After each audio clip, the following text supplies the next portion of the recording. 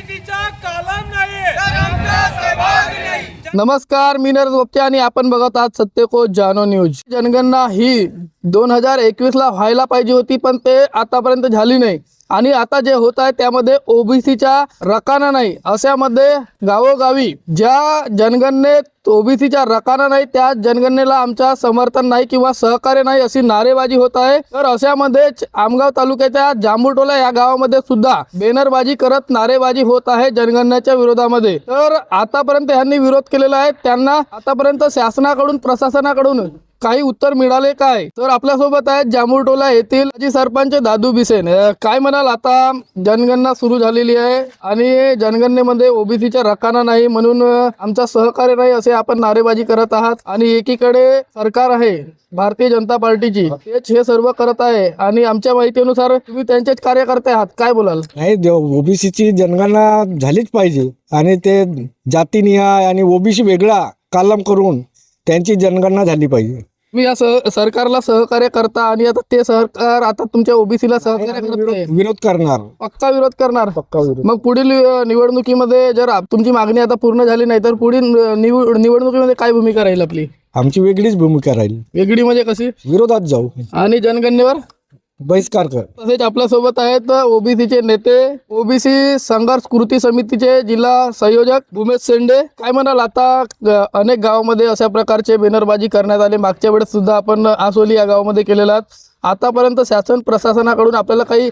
उत्तर मिळाले काय? सध्या तर काही उत्तर मिळालेलं नाही आहे। जनगणनाला सुरुवात झालेली आहे, स्वातंत्र्य होऊन एवढे वर्ष होऊन गेले सुद्धा कुत्र्या मांजरा ढोरांची जनावरांची जनगणना होते, पण हा ओबीसीची जनगणना का होत नाही हाच एक मोठा प्रश्न आहे आपल्यासमोर। आणि सरकार वारंवार बोलते, संसदेमध्ये बोलतात, भाषणामध्ये बोलतात की आम्ही ओबीसीची जनगणना करू, पण आम्हाला वारंवार गाजर दाखवण्याचे काम करत आहे सरकार, वारंवार भूलथापा देण्याचे काम करत आहे।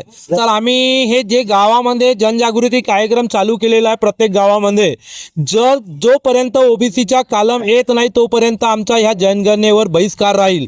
आणि आम्ही ह्या जांभूटोला ग्रामपंचायत, जांभूटोला पिपळटोलाच्या माध्यमातून सर्व ओबीसी बांधवांनी आज इथं येऊन ह्या चौकामध्ये विरोध दर्शवलेला आहे। जोपर्यंत ओबीसीचा कालम येत नाही तोपर्यंत आम्ही या जनगणनेला सहभाग करणार आहे, हीच मागणी आहे सरकारला। आम्हाला निवेदन आहे की तुम्ही बोलता तसं करा, एकदा ओबीसीचा कालम त्या जनगणनेमध्ये येऊ द्या आणि एकदा तुम्ही आमच्या ओबीसीची जनगणना करा ना, आम्हाला न्याय देण्याचं काम करा। तोपर्यंत ओबीसीच्या मागण्या होत नाही पूर्ण, तोपर्यंत आम्ही हे लढा सतत चालू देऊ। आता गावागावामध्ये लढा पेटलेला आहे आणि हा जो लोन पेटलेला आहे हा जिल्हास्तरीय आणि राज्यस्तरावर, आणि आम्ही एक दिवस मुंबई आणि दिल्ली हॅक करू, पूर्ण जाम करू।